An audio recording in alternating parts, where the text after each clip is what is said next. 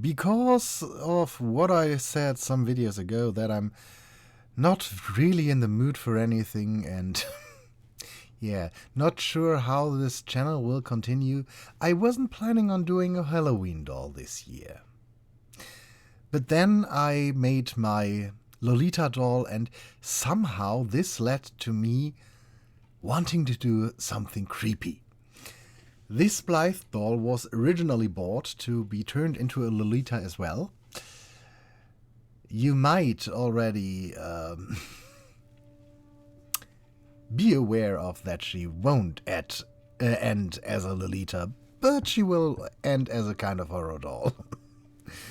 First step obviously was taking her apart and removing her eyes by heating up some glue sticks and sticking them to the factory eye chips to remove them.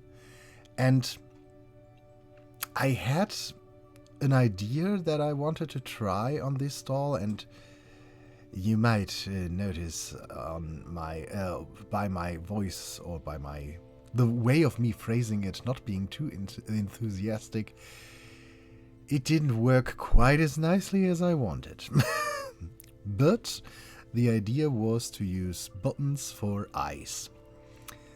I kept that in 2 of her eyes, but the rest I did paint or sketch in. And yeah, I decided to give her 1 red eye, 1 white eye, and 1 normal blue eye. Funny enough, when I decided to turn a Blythe into a horror Halloween doll, I already had decided that she had to live in another place. She's now living with my brother's best friend, or closest friend, and all because I knew that when I made Eliza, my first Blythe, my brother was very not impressed. He hates that girl. Each time he enters, he looks at her a little bit like... So I knew I had to give the second Blythe away, to not make it even worse for him. Turns out he really liked this girl in the end.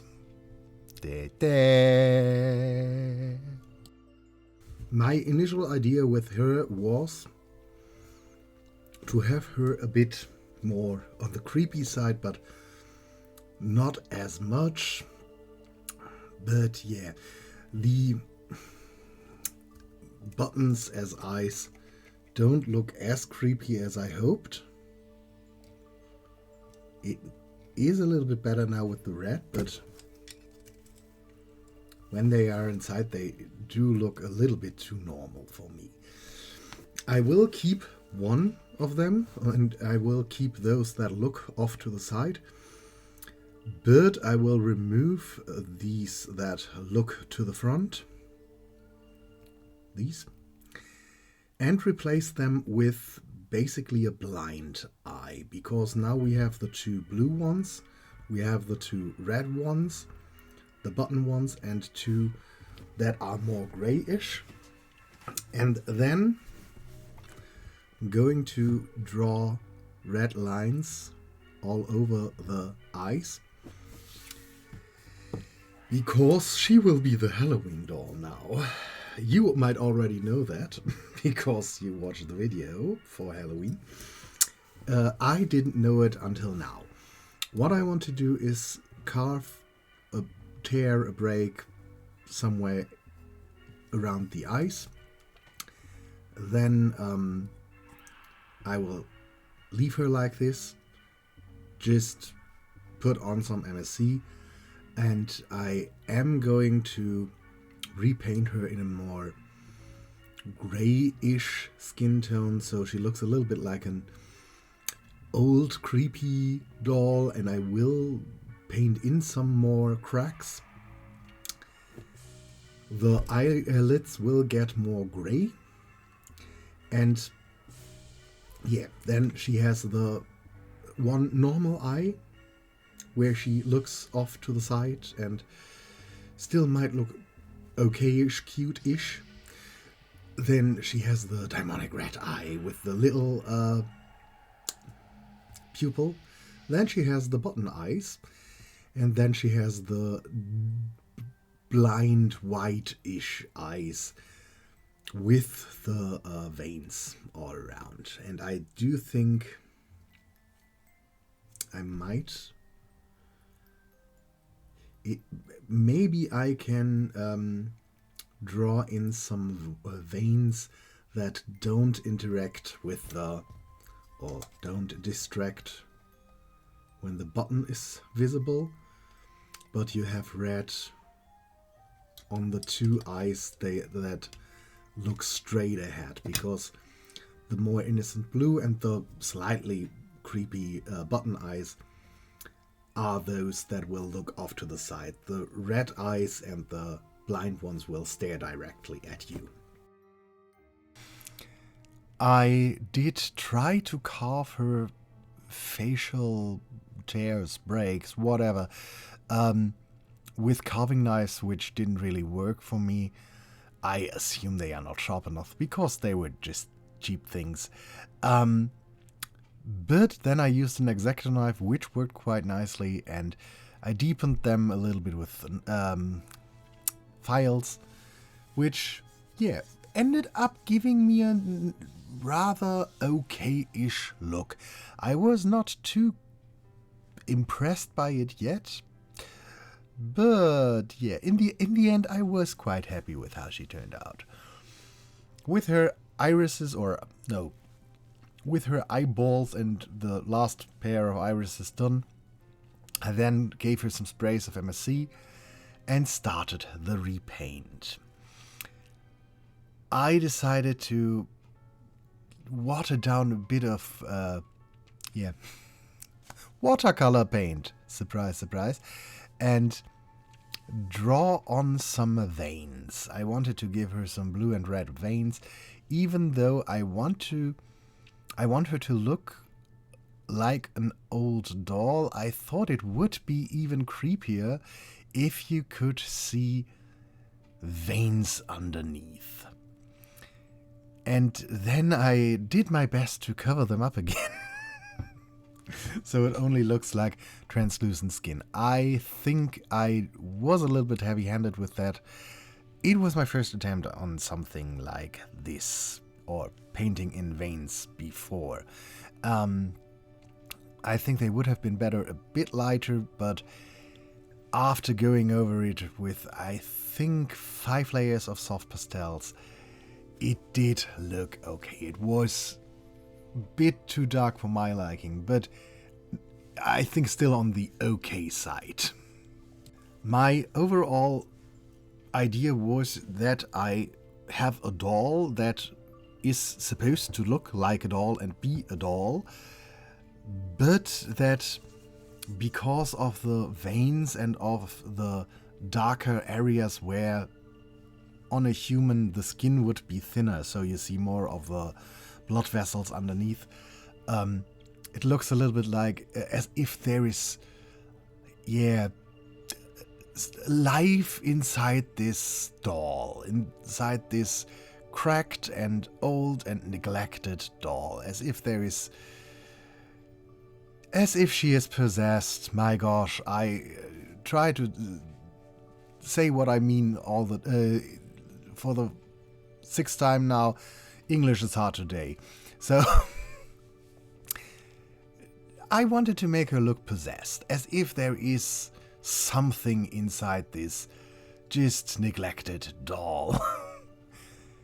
I think I did achieve that quite nicely. I, for the first time, not only used watercolor pencils and pan pastels, I started to use acrylic paint at some areas like the cracks, and watercolor paints for something like the waterline, because I knew on her I wanted it to be a little bit more red than just, a pinkish color, which would be on a healthy, normal human. So, I tried to make her look as weird as possible. And as well as with the veins, some of the shading was a bit heavy-handed and went a little bit dark, but after the complete layers of pan pastels on her face, I think it's okay. The fold from the nose to the chin or to the lips, to the mouth area, might still be a little bit dark, but I think overall she does work quite nicely, and even though she looks rather creepy in my book, I am quite happy with her. The cracks as well, they did work a lot better than I thought.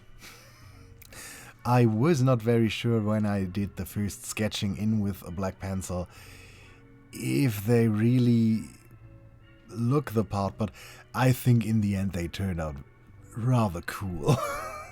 Or rather creepy, or you know what I mean. I like her.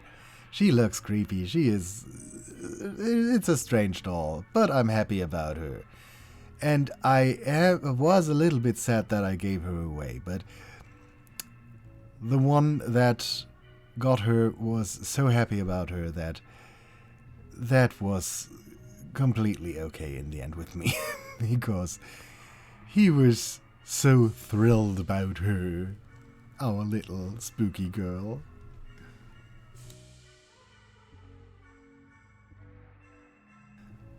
Offline, off camera, I stitched together a rather simple dress again. Just a black dress with white lace and a little bit of creepy details like the skull hands on the belt and things like that. But overall, nothing that fancy, because I really wanted her to, her face to be the outstanding thing. That's why I didn't do anything fancy with the hair as well. I just kept it gray and open, and my brother in the end said maybe you could give her a hair accessory, so I did put a lace bow in the back with a spider in the center to give her another creepy element. But yeah, mostly I just wanted to keep her simple, so the focus will always be on the cracked face and the, in my book, very creepy eyes. The eye where the cracks are, or the face side where the cracks are more severe, I took out some of the lashes, which was difficult. It decided to, or the lash line decided to come apart completely, but yeah, I was able to get it back in later, and it looks quite funny with the missing lashes. First I thought I want to burn one side of the hair, so you have a little bit of a hardened melted plastic texture there, but when I put her together I was like, no, she has to stay like this. That is more than enough. This is where we ended up with this little ghoul so far. I was able to use one of my most beloved belts for her strap. I know it's not a very nice color compared, or for the other stuff, but it's Halloweeny and I love it. It had to be there. Then my brother told me he liked this idea. Not sure, I think I talked about it, but that is now the bow with the spider. And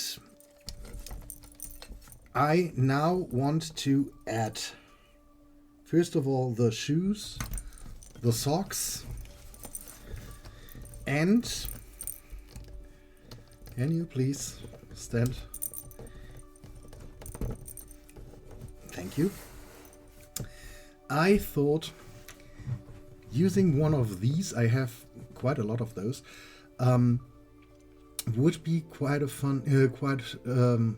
lot of fun. I first of all want to cut open the head from the back because they are very squishy. Then I want to put in a little bit of epoxy clay or something like that to make it not able to be squished anymore, because I want to paint the head with, yeah, some greenish zombie-ish colors, then close the eyes. Maybe before that I even stitch the mouth shut and the eyes. I am going to chop off the arms because they are not movable, but leave possibly the rest as is. Oh, or I break the arms off. That could work as well. And wrap the rest that isn't chopped off into a kind of mummy wrap baby costume. I'm not sure how this will turn out in the end, but one thing I'm sure of is it will turn out funny and fitting for our little girl. I admit doing the stitches felt insanely weird, but after everything was put together and stuffed with the epoxy clay and then painted, I think it was worth it. I'm not sure, but I think so. I do think her doll does look quite creepy in the end. Then I found out that it is rather easy to get the shoes of curvy Barbies, and I assume that means not only curvy but also tall Barbies, onto the feet of these icy Blythe, fake Blythe thingamajig dolls. So I took out some in a color that are interesting and tried to carve them into Mary Janes, which the first one I completely destroyed. So I went through my stash, found I had another pair of them, and yeah, the second attempt worked a lot better. So I did cut away most of it, sanded away some of it, painted everything black and gave it a little bit of details, and we had some rather okay-ish looking Mary Janes. Then obviously I stitched some socks for her, and after everything was dry, it was time to wrap her little baby into its little baby mummy you can't move anymore cuddle thing. I just took a strip of white fabric and wrapped it around like a mummy. Actually, like a mummy. But I put on a little bit of lace, so it looks more like a strain jacket or something like that. Anyway, with some watercolor, I messed that up so it looked a bit more dirty-ish. And then she was done. And her eyes don't work as well anymore with the eye chips in there, but they still do work. They get a little bit stuck, funny enough, on the red eye and the blue one. When you come to the red eye, she only opens the eye halfway, and then if you tug again, she looks at you with a shocked expression and the red eyes, which is quite cool. And with her blue eyes, they don't really like to disappear. But the friend who now owns her, I assume, won't change her eye color that often anyway. So I'm quite happy with how she turned out. I would like to know what you think about her in the comments down below. And yeah, tell me what you think of this Halloween doll, and I wish you a wonderful, cozy, spooky time. We will see us back in November, or we will see us again in November when I'm back from England. And yeah, have a great spooky season. And thanks for spending some time with me. Until next time. Bye.